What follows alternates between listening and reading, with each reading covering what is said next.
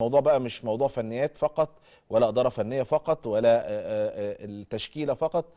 النقطة هنا هي روحك والأمور الخاصة ب انت يومك هيبقى عامل ازاي في الماتش ده.